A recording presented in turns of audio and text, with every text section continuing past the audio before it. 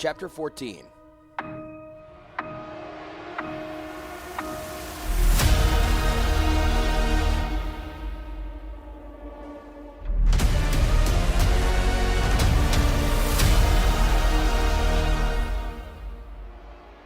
The next morning, Haddad hurried out to the workshop to present his work to Latilla.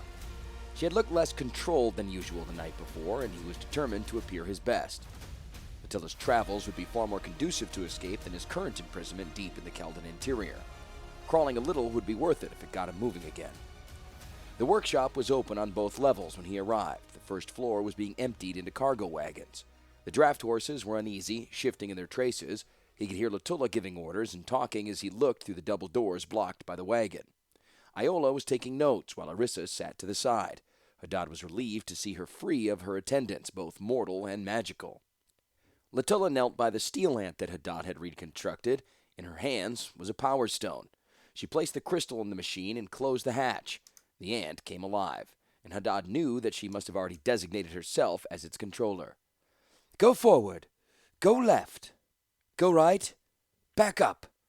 Each command was given in a clear voice, and the ant promptly complied. Latilla noticed him and looked over his shoulder. A large dog was crossing the yard, one that stockmen used to herd cattle. "The four-legged animal, 100 yards out." The ant seemed to nod as Latilla spoke. "Kill it." The ant brushed Haddad as it raced out the door. The impact spun him around. His hand smashed into the side of a wagon he was standing next to. The cart horses whinnied in fear as the machine went past them, accelerating to maximum speed in only a few seconds. The ant hit the dog at a run and nipped off 2 legs in passing. The machine skidded along the grass as it stopped, and then it turned to hit the howling dog. Soon there was nothing but a pile of canine parts. "Excellent," Latilla said, looking on with maternal pride as the machine came back. "I'll have to get more of these." Then she added pensively, "Though they kill awfully fast. There must be some way to stretch out the process." She turned to Haddad, and he thought he saw what he could have been mistaken for as a smile. Iola looked puzzled as she looked at the dead dog. A guard to the side had a faint air of disgust as he regarded the dead animal, and Haddad saw him mouthing "waste" to another warrior beside him. Haddad snapped his attention back to Latilla as the artificer came toward the door. "The ant performs up to my expectations," Latilla said, as the machine came trotting back. Haddad saw her considering the rings on her hand and concentrating. The burst of pain that struck him was totally unexpected. He could feel the agony radiating from his left arm in waves. Was he having a heart attack? Haddad's muscles along the left side of his body contracted, and he fell to the floor in writhing agony. The artificer was silent until Haddad put his eyes back on her face. "However," Latilla continued, "Iola informs me that it was necessary to prod you into completing your work.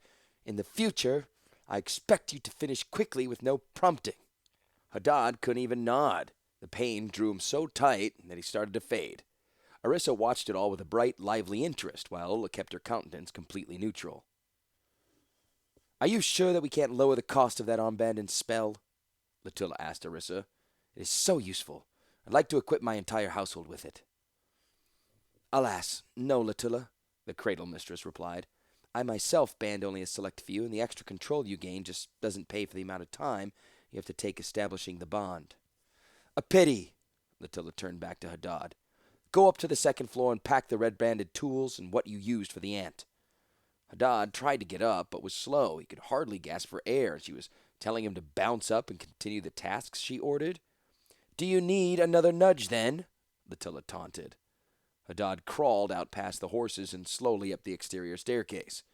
He felt as if he had strained all the muscles in his chest, and he went through the open door and collapsed by his workbench. The bottle of alcohol was there, and Haddad took a drink before remembering just how strong the stuff was. It burned a track down his throat, and he gasped for air again. How had she been able to do that? Haddad undid his shirt and lifted it free of his torso. A deep flush flowed across the left side of his body. It all spread from the band. He looked at his arm for quite a while. How could something have such control of his body and leave him unaware of his vulnerability? Haddad also wondered why he had never cut the band off.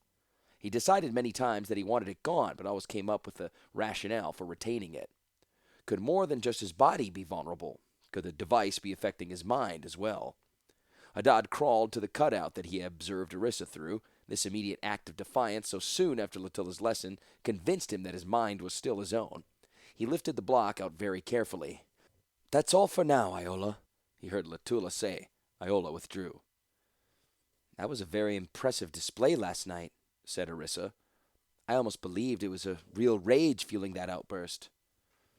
"After all the work I put into having the religious firebrands show up," Latilla replied cynically, "it took quite a lot of time and mood drugs and the refreshments to provoke that riot.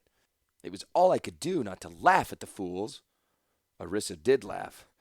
"Now we will arrive with news of last night's chasing us and a personal reason to call for a decision on the Witch Kings and the invasion." Orissa's voice became more thoughtful. "The women of an entire continent to fill the cradles of Keld. I will have an additional reason to dangle before the council. Lord Druick has survived the round of experiments," Latilla announced triumphantly.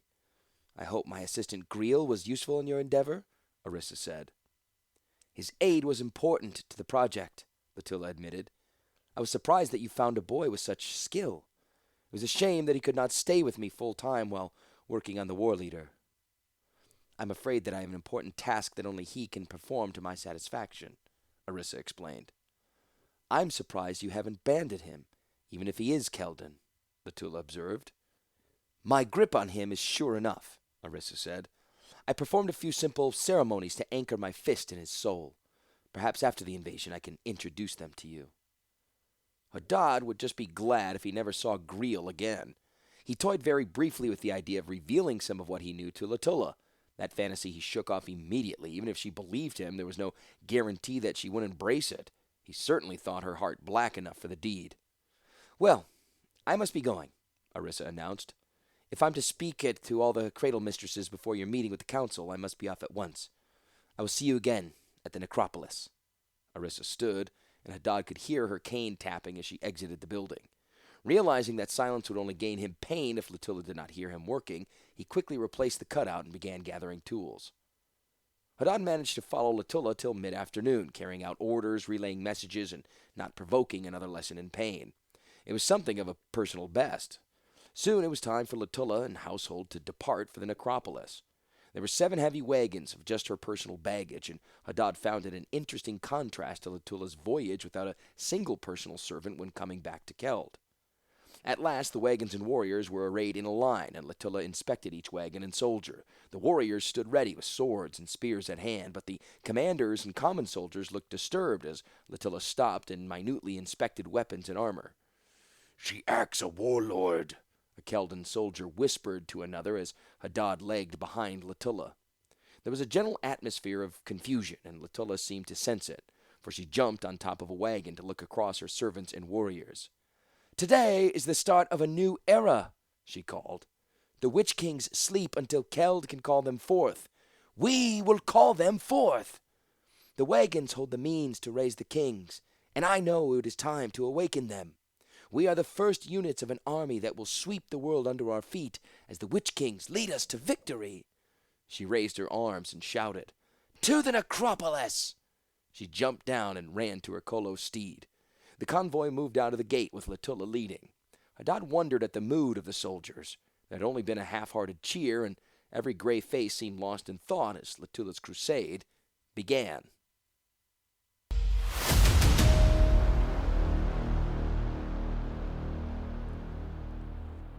Another party joined Latilla's on the road, and Hadad had his first pleasant surprise in quite some time. He overheard 2 guards talking. "The warlord killed a sea beast that devoured everything," one warrior said. "Though crippled by his injuries and old wounds, he turned the tide of the battle. He was a great captain years ago against the giants. Perhaps these new victories will propel Druick and his retainers to glory and command once again."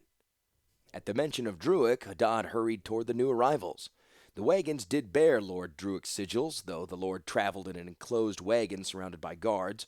Hadad wondered how much of the Lord survived the trip to Keld, but his wondering turned to merriment when he spotted an old friend traveling well back in the party.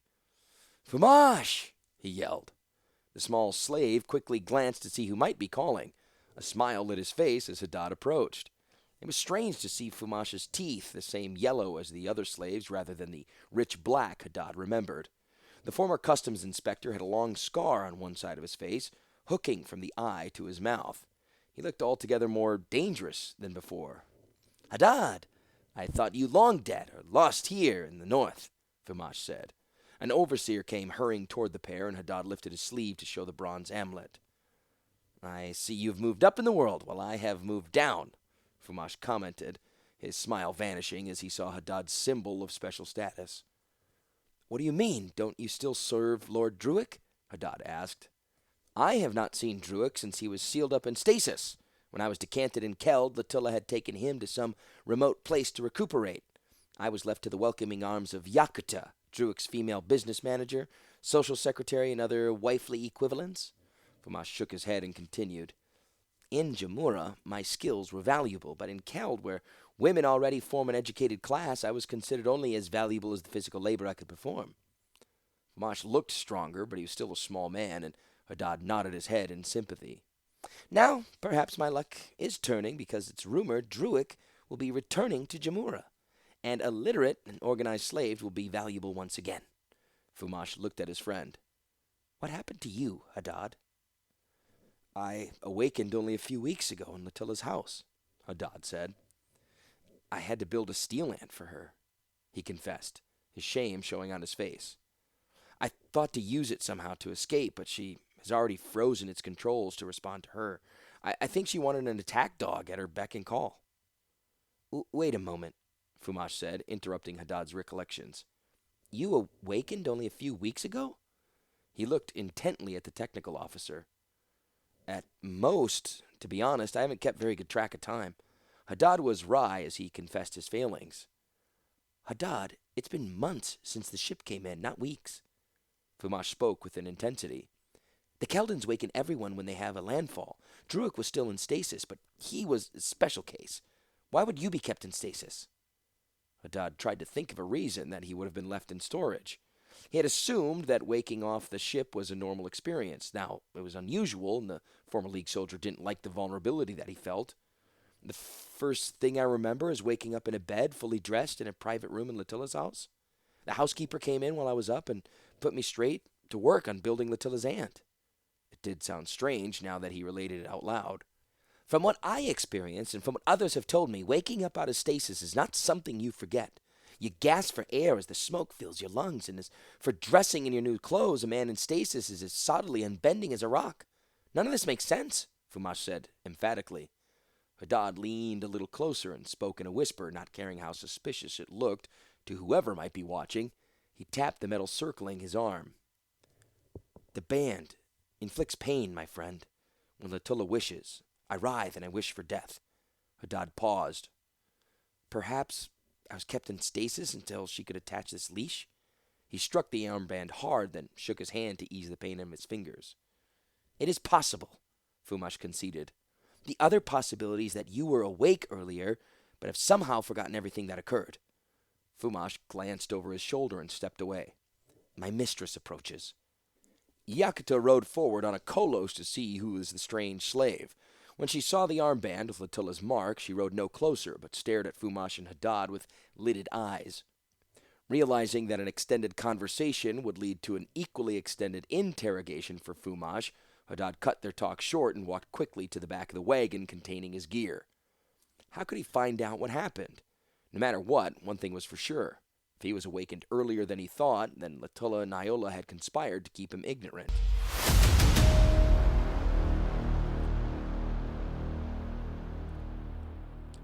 The convoy made good mileage that day. Latilla arranged accommodations by taking the wagons to the largest house in the area and expelling the owners in their chattel. The country was rocky, and each great house stood alone or far from its neighbors. Hadad was seeing a land without the cities and towns or even villages that he had expected. Every day brought another brooding, massive peaked house into view as Latilla settled in for the night. She took the lord's rooms and sent servants scuttling out of her way. In the hinterlands, no one dared refuse her, so a series of houses were abandoned to her use. Soon they drew near the necropolis, and the land and people began to change. Now the houses were closer together, and Hadad began to see signs of trade on the road. Latilla now picked the smaller houses instead of the largest ones to occupy. Warlords watched and drilled their soldiers as Latilla passed their dwellings. Latilla's reputation as a sudden guest made her few allies, but no one openly opposed the column's passage. As the march continued, Hadad was able to speak to Fumash several more times. The two friends wandered far to the left of the column and paralleled the main party. Fumash seemed particularly despondent, and Hadad asked him to explain the march, hoping the role of instructor might improve his friend's mood. Latilla and her supporters believe that the death of the Witch King Craig marked the end of the second cycle of blood and the beginning of a new cycle, Fumash said, looking toward the column and then back to Hadad. The first cycle was the mixing of ancient warrior races in the time of the heroes. Tribes and nations congealed to form the early Keldons. Then the second cycle marked the forging of the Witch Kings. The final years of the cycle birthed the greatest of the Witch Kings through training and breeding. Craig was the result of generations, and many Keldons believe that the enemies of the second cycle attacked Keld to stop Craig and the emergence of perfect people. Hadad laughed. Perfect was not a word he would use to apply to such bloodthirsty barbarians. Remember, Fumash said, this is what Latilla and her faction profess. They believe that Craig was the ultimate warrior, and when he fell, the second cycle ended. The third cycle is the creation of an army to conquer the world. Now, every man is a warrior, and the females have the responsibility of running the nation. The cradle houses arose to allow the expansion of Keld through careful breeding with captured women of spirit and ability. It allowed the Keldon women to run the rest of the society, while Keldons were pulled from the wombs of captured women. Now more and more warriors swell the Keldon ranks every year, and many believe Keld should march and conquer the globe. Every cycle to date has ended in a sea of blood, and Latilla and her allies are desperate for a war. They believe that an enemy will pull Keld down once more, and generations might pass before the nation will rise again. They want the war now while they're strong. But why this march to the necropolis? Hadad asked. They're already fighting throughout the world. This call for battle seems superfluous. In recent months, there have been outbreaks of disease among the cradle women, and poor harvests in some of the holdings. Latilla has seized on this as a sign that the final battle is approaching, and she acts to take advantage. But the closer we get to the necropolis, the fewer supporters she has. Yakuta right now rides to houses to find supporters for Latilla in Druid's name. She finds very few, and her temper grows more foul by the day. Even as Fumash spoke, Hadad could see Yakuta returning. His companion immediately turned and walked toward the column. Hadad followed behind, wondering at this sudden turn. It is best not to be noticed in bad times, Fumash said, and he rejoined the outriders of Druid's party. Remember, Hadad, we're nearing the heart of the enemy, and nothing is more dangerous than drawing attention.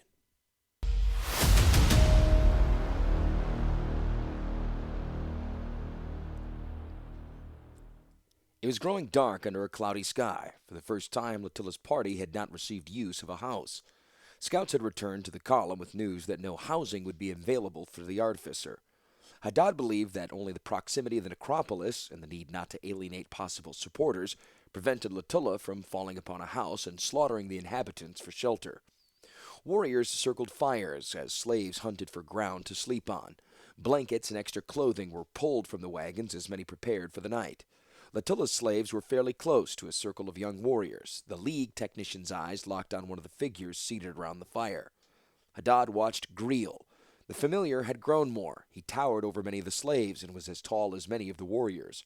He was slender, and his face was narrow. A predatory smile showed on his face as he looked from warrior to warrior.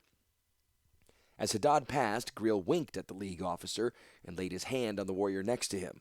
The warrior started coughing, and Hadad could see Greel squeezing the warrior's arm in apparent concern. To Hadad, Greel was checking the quality of meat.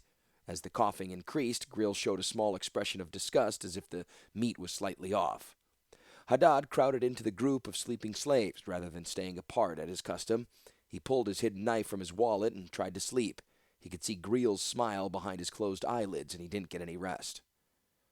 How long Hadad lay with his eyes open, he could not say, but he was wide awake when sudden motion caught the edge of his vision. Two men stood not 10 yards away. A wave of ice seemed to sweep over him as he recognized the face. Greel held his hand over his companion's mouth. The Keldon warrior was taller and heavier than the familiar, but looked as helpless as a rabbit. The fighter tossed his head and tried to scream, but no sound issued. An absolute stillness covered the camp. Hadad could barely grip his knife as he watched the Keldon's legs churning the ground. He could hear nothing, and the rest of the slaves slept on, oblivious. Hadad was frozen with more than fear.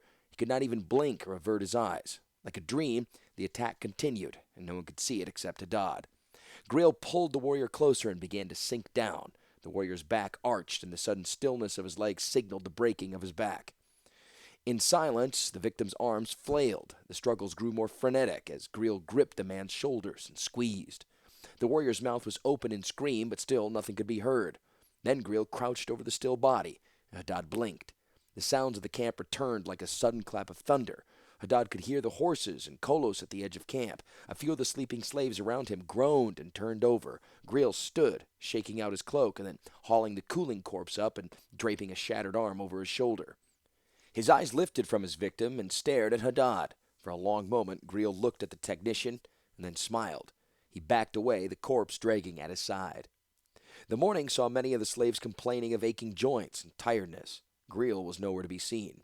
There was no outcry over the missing warrior, and Hadad wondered if Litulla was covering for the monster. Several of the livestock had died as well during the night, and Hadad thought it was amusing that the death of the animals was marked with swearing and questions, while the disappearance of a man was ignored. Hadad wondered if Grail was connected with the animal deaths as well. For several days they'd been drawing closer to the cluster of hills surrounding a mountain. As they came closer, Hadad noticed that the mountain was surprisingly regular. Finally, he realized that the mountain was the Keldon necropolis, city of the Witch Kings. Litulla was marching on the center of religious, political, and military power of the Keldon nation. Each great building that they passed was merely a gatehouse to galleries under the earth. They passed an empty sealed barrack that waited for the Witch King's armies. It reminded Hadad of the Badlands. It lacked life, and the column's presence seemed an intrusion. The landscape dwarfed mortal men, and Litulla's supporters grew fewer the closer they came to the warlord's council. At last, the entrance to the council hall appeared, a mighty fortress with walls 30 feet high. Great towers supported the corners of the wall, and the gatehouse sat at the bottom of a steep ramp just leading to the central keep. The heart of the fortress jutted directly out from under the mountain rock as if the mountain had half swallowed the building. Litulla stopped. No one was visible, and the gates were closed. She advanced, looking for someone to announce her. "I seek an audience with the council," she yelled, and her voice echoed, the sound mocking. Slowly, a sally port opened, and out stepped a woman. She wore a gray cloak with the hood thrown back, her dress a faded red. At her breast was the sign of a cradle mistress that Hadad could see as she moved forward. An iron-shod staff was in her hands, its half covered in runes. Her face appeared unlined, and only her voice hinted at her age as she spoke. "I, Gorsha, greet you. As a servant to the Witch King Council, I await your reasons for intruding." Litulla's servants and allies drew away, leaving her isolated. "These are the final days," Litulla declared as all eyes locked on her. "Keld is failing. The warriors who should carry on our legacy die in the cradle houses. The armies and navies of lesser nations thwart us. The legacy of heroes is being stolen, and we are locked in feudal argument. My own house is torn with fights over when the hour of the final days will occur." There was a long pause. Gorsha showed nothing except a slight frown. "It is time to march, time to take control of our destiny, and wake the Witch Kings of old." Litulla's supporters began shouting, "Wake the kings! Wake the kings!" Gorsha raised her staff and brought it down on the stone cobbles. The resulting noise screamed right across the mind and sanity. Hadad could almost hear his bones wincing at the sound. "Very impressive," was Gorsha's measured response to Litulla's oration. "But shouts will not wake the kings, or they would have risen long ago. The final days cannot occur until the Witch Kings rise. The council finds you unpersuasive and foolish." She shook her head from side to side as if chiding a child. "Then you shall have proof that I can do what I have promised," Litulla answered. "Many of the Witch King are shattered in body and must be healed before they can rise. I present Lord Druick to prove that such miracles are possible." Druick's brave actions in saving the ship on its way to Keld had expanded until he was a mighty hero in many Keldon eyes. The fact that he suffered grievous wounds only increased his stature. All held their breath as the covers on Druid's wagon lifted, and the giant walked out. The war leader wore heavy armor and surveyed the crowd. Hadad wondered what trick was being played as Druid came closer.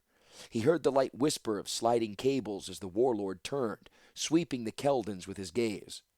Druid was as crippled as ever, but somehow Littilla had created a set of armor that he could pilot. Hadad's eyes focused on a raised blister on the armor's breast. Hadad knew where the Power Stone was, and more details on Druid's armor flooded into his mind. Hadad knew now that he had woken and helped Littilla construct the armor. Glimpses of weeks working on Druid played through his mind. Littilla had crushed his memories, and only now did Hadad realize how deep her control over him ran. Gorsha stepped away from the gate and approached Littilla. An uneasy muttering broke out, and Hadad wondered if this signaled some break in tradition. Each step she took raised the tension, and he could see that Littilla bracing herself for battle. Gorsha stopped, and when she spoke, only the closest could hear her. "A masterful performance, but I am not impressed by your puppet," Gorsha said coldly. "I will not allow you to pass, and if you force your way through, the council will destroy you and your allies." "I will not back down," Littilla said softly. "The kings will rise under my hands." Her eyes shone at the idea. Gorsha's distasteful grimace told Hadad that Littilla's quest was hopeless. The council servant stepped back and called to the crowd. "Littilla's demands are rejected," Gorsha cried. "Her mad schemes are to be opposed by all true sons and daughters of Keld. I challenge her now." Gorsha spoke more quietly. "Win, and the council might hear your plea. But lose, and your cause falls with you. Your supporters will depart, and never again will a crowd cry to wake the kings." "I accept," Littilla yelled. "Let the strongest prevail." Though the day was drawing to a close, the entire party turned and followed the two matriarchs as the pair walked down the path. Still, there was no sign of the council, and more warriors and women were leaving Littilla's entourage. Hadad could see his master growing more and more angry at each defection. Fumash won free of Yakuta and hurried over to Hadad. "It's a contest of magical strength," he told Hadad. "When they find a large enough space, the combat will begin. I've heard other slaves describing the fights." "You think there'd be a ring or a formal arena?" Hadad said as the company turned toward an open area. "Too much damage for it to survive," Fumash answered, then stopped. The rest of the crowd stood still while Littilla and Gorsha continued on. Mages and wizards who followed Littilla began chanting and focusing their power to protect the crowd. Gorsha had no seconds, and Hadad wondered if she was a fool. Could Keldon honor be so powerful that cheating was impossible? Who would enforce the rules of the duel? Littilla struck while the pair was still walking. A bolt of flame flared from her hand and enveloped Gorsha. The council servant was hidden from view, and Hadad could hear the rocks around her pop as they heated. Then the flames gutted and contracted, shrinking into tiny wavelets of flame that danced along Gorsha's staff. Littilla retreated, her arms raised and her cloak billowing as she opened the distance between herself and her opponent. Hadad crowded into the front lines with the Keldons pushing and shoving their way forward for a better view. Gorsha's staff swallowed the last of the flame, and as she gestured, it vomited out great gouts of smoke. The vapors collected around the council servant till she was lost in a roiling cloud. Littilla threw more bolts of fire, each blast vanishing into the smoke. Littilla's hands dripped flames as she tried to find Gorsha. The cloud was still expanding, and shapes began to appear. Birds and gargoyles formed from the smoke, and they swooped through the air, diving at Littilla. The artificer scrambled away as vaporous appendages swatted at her face. More and more attackers flew, and Hadad thought Littilla would die as smoke tried to force its way into her lungs. Fire once again burned on the dueling ground as the long streamer of flame danced from Littilla's fingertips, playing over the smoke creatures trying to smother her. With each touch of the fiery ribbon, the shapes burst into flame. Within seconds, an army of burning vapors rose into the air and then turned to fall on Gorsha.